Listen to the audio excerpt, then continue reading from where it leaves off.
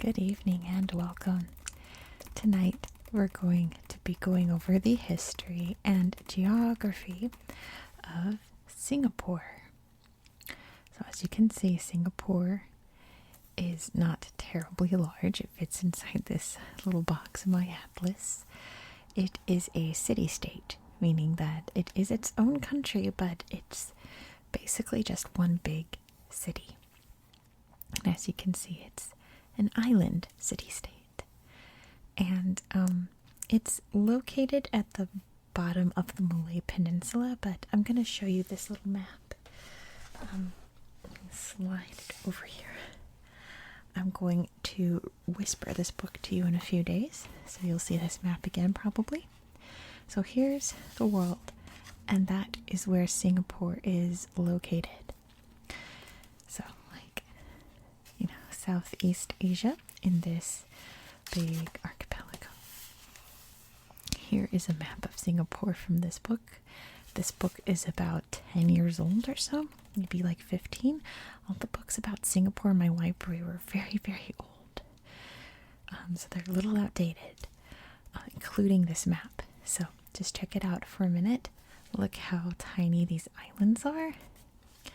Look at the coastline here. And look at it today. Boom. There's a huge difference. This huge chunk right here, as you can see, does not exist on this map. This big island right here, Jurong Island, was a series of islands. And these islands down here are now much larger than they used to be.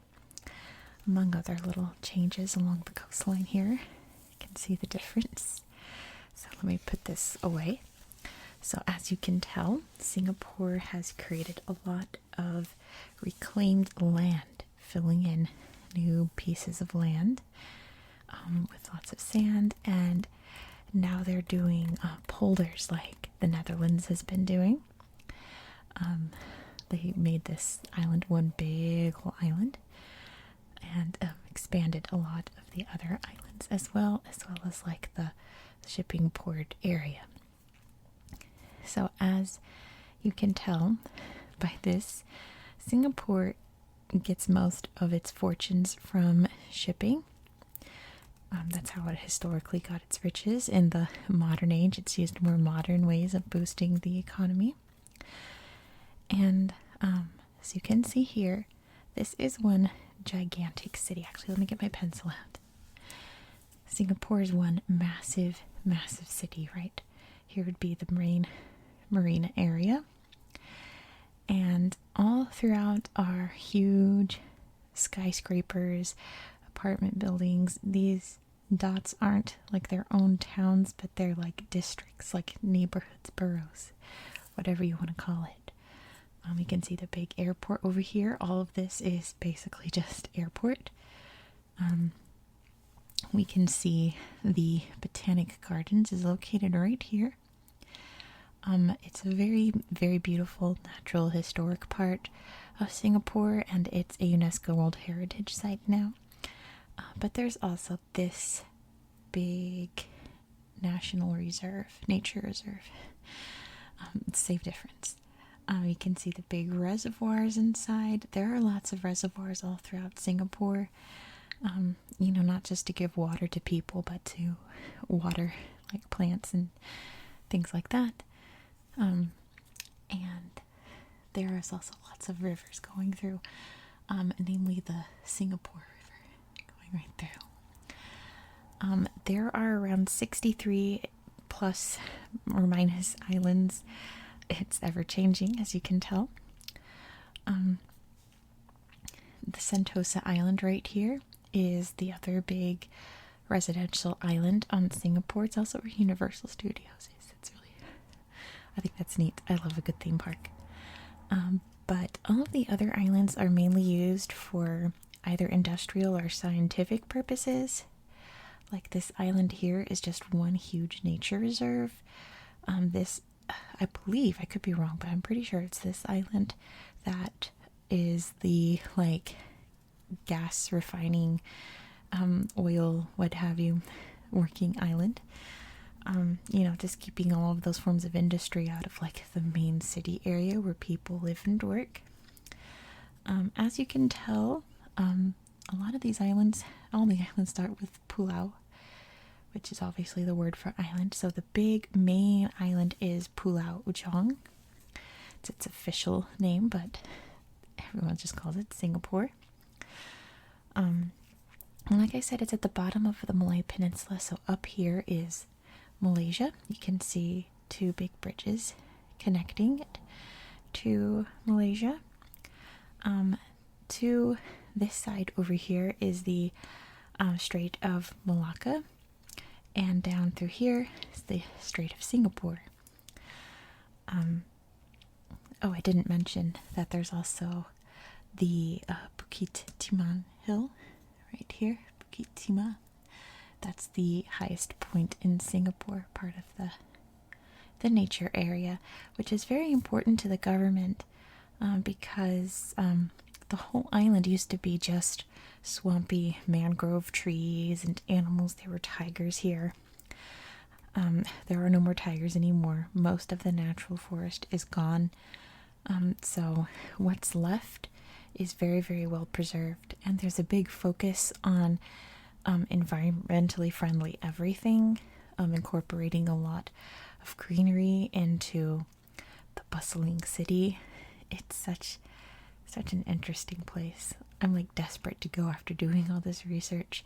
The majority of the population is Chinese, followed by Indian, and of course Malay, since it's right here by Malaysia. So all those cultures intermingle and mix together, and I just can't imagine the food. Oh my gosh, it all looks so good. I just want to go there to eat and shop. There's also lots and lots of not just like high-end, super ultra fancy shopping, but like mom and pop stores that sell like Indian saris and Chinese like trinkets and pretty much like any handcrafted, home cooked, anything that's traditional and cultural. You can find it all in Singapore. And yeah, it sounds really exciting. So let me tell you how Singapore got to be the way it is. How did it become one huge city, and how did it become its own country? So this was basically just a little swampy island full of trees and tigers until around 1299, when a king landed here during a storm and thought he saw a lion, which he didn't. There's no lions in Asia, at least this part of Asia. So he named the area Singapura, which means Lion City. There was a little port on here called Temasek, which means Sea Town, and that kind of was built up to become a more prominent trading area. It was under the Mahapajit or Siamese rule, either each having its own turn, or it's kind of unknown because this little island was just kind of like not as important and neglected, and at one point it was burned down by the Chinese, so it was never really anything. Much later, in 1613, the Portuguese were rallying against like all the leaders in this area, trying to maintain dominance, and what settlement had built up here since the Portuguese burned down, and it wiped out the population that was living on this island, reduced it to zero. Eventually, the island came under the control of the Johor Sultanate, which was under the Dutch sphere of influence, which you can see named here on the Johor Strait. That all changed on January 28th, 1819. A man came from England named Thomas Stamford Raffles. And this guy basically prepared his whole life to come to this part of the world and just make a difference. He worked on Java for the, the British East India Company. And when he discovered this island was here, he thought, well, this is like a perfect spot between India and China and everyone else in between. Why don't we make this a port city? The Sultan of, like I said, the Johor Sultanate that was in charge of it said no. But he had a brother that was in exile. So Stanford Raffles went to him and said, England will install you as the Sultan and will pay you if you let us control this island. And of course he said yes. So that was the formation of a British port here on the island. And it was a free port, meaning anyone could come to trade and there would be no like taxes on imports or anything. So it really kind of prospered at first, slowly but surely.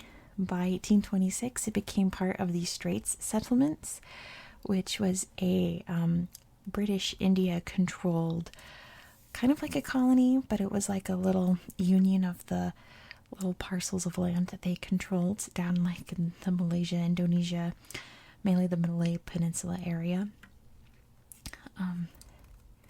And they built plantations on here as well, mainly for things like pepper, later for rubber. After the Suez Canal was finished and trade became a lot easier toward India and China, things really started to pick up here on Singapore. There weren't a lot of hiccups. I mean, there were pirates.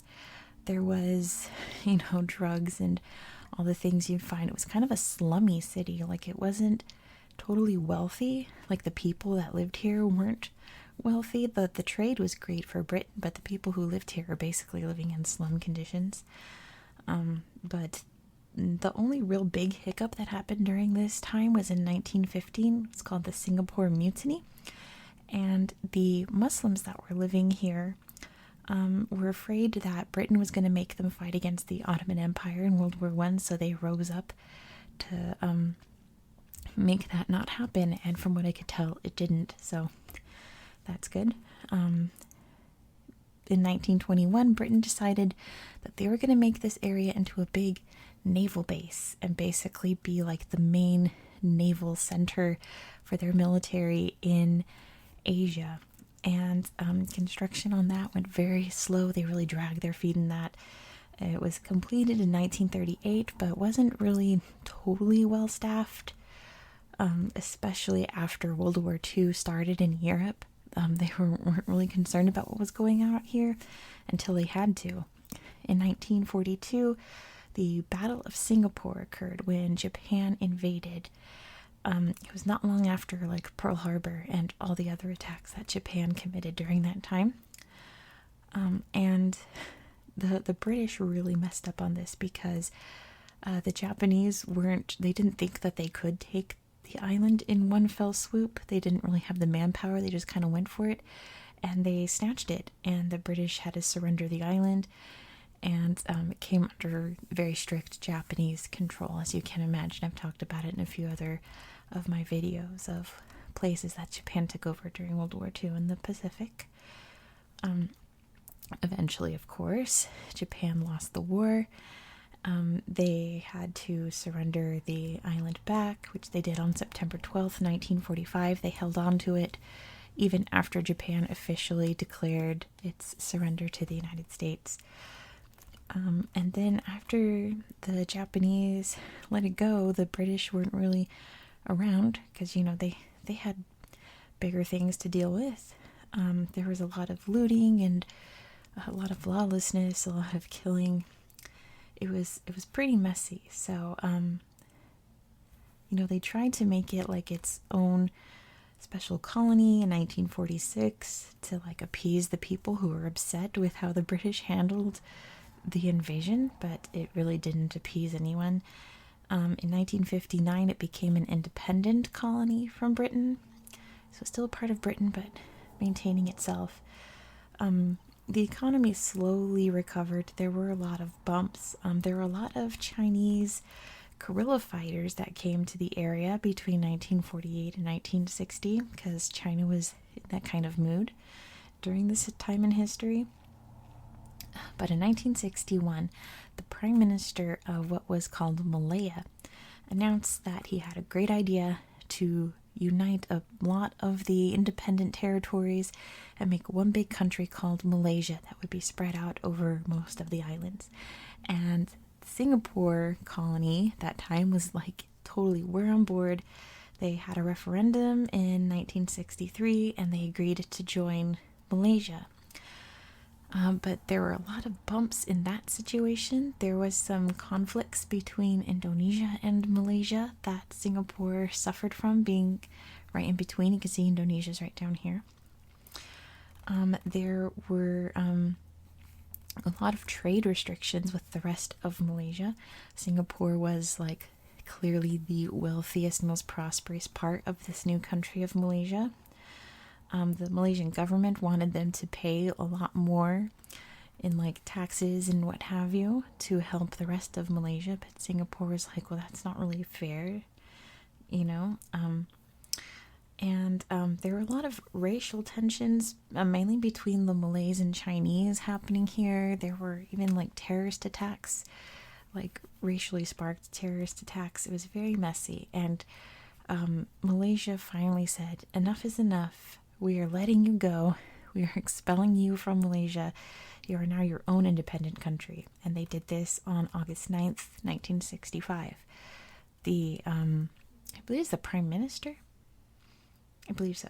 Not president, but Prime Minister of Singapore went on national television in tears, crying about how they'd been expelled and they were now an independent country. Singapore is the only country in the world that was forced to have independence. They didn't choose it. They didn't want it. They just became independent. So, as you can imagine, it had a very shaky start to its newfound identity as its own country, but thanks to a lot of modernization, really embracing all the economic changes of the time in technology and just everything, city planning, city living, integration of these different cultures together.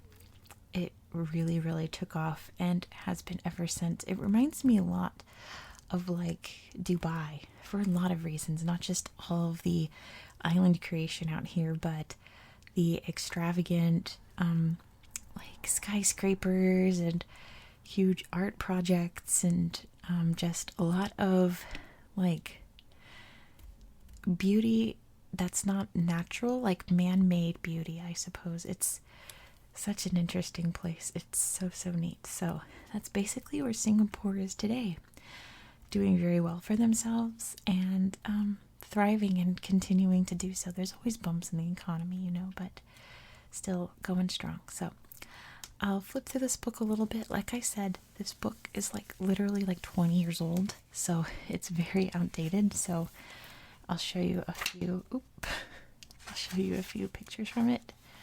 So you like look at this old map of Singapore, little islands, and yeah. But here's an old picture of like the skyscraper financial area. Down here is the government center. Let's see if there's any good pictures. There's the Singapore River, the big buildings. I want to show you like, that's the same shot. This is the MRT, their mass transit. They really don't like cars in Singapore. So there's a really big push on public transit, and they have like a flawless public transit. Here's the Bukit Timah Nature Reserve. Very beautiful. There's Stamford Raffles. And an example of what the villages looked like back in the 1800s. Let me show you some good pictures. There's a map of the city planning that Stamford Raffles did. Government building. Let me see. I want to show you some cool pictures. But I think they're all kind of outdated. Here's a picture of the Jurong port. Let's see. Oh, he's making some, what are they called? Garlands, it says. Oh, here's the botanical gardens. Really pretty. It's much more gorgeous than this. They've created like these tall trees like trees. They're just like huge plants in the shapes of trees. Pulau Pakam. Yeah, it's a very interesting place, but like I said, these pictures are really all the food. These pictures are pretty old. Chinese New Year. So what I'm going to do is I'm going to read to you a bunch of cool books about Singapore. They're also pretty old, but here's some apartment buildings.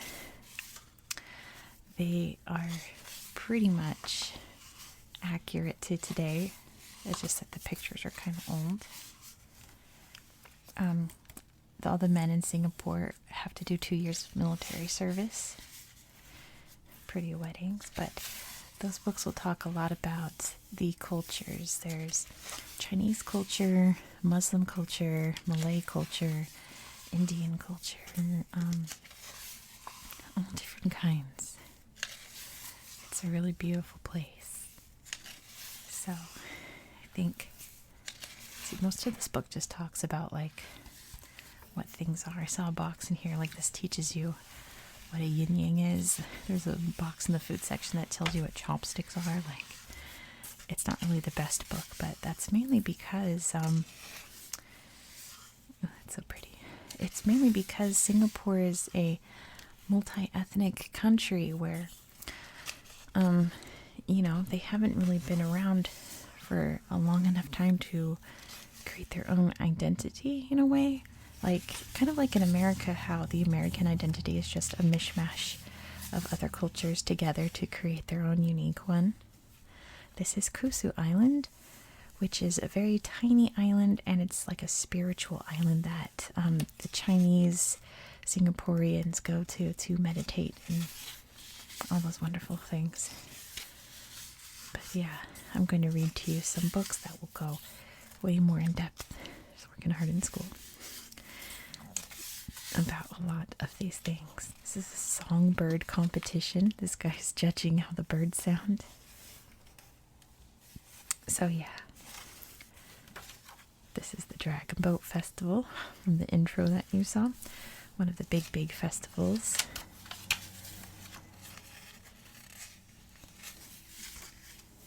But yeah, it's a beautiful place. So there's some food. Anyway, I'm going to leave you there for tonight because I'm excited to get to more books about Singapore to read to you and teach you about this amazing place. I really encourage you to look up interesting like pictures and videos. There's all sorts of videos on YouTube about Singapore, like travel videos, things like that, and they're all fantastic. So please check them out. Singapore looks like a really cool place. But anyway, thank you so much for watching. I hope you found this video relaxing and educational, and I hope that you have a very good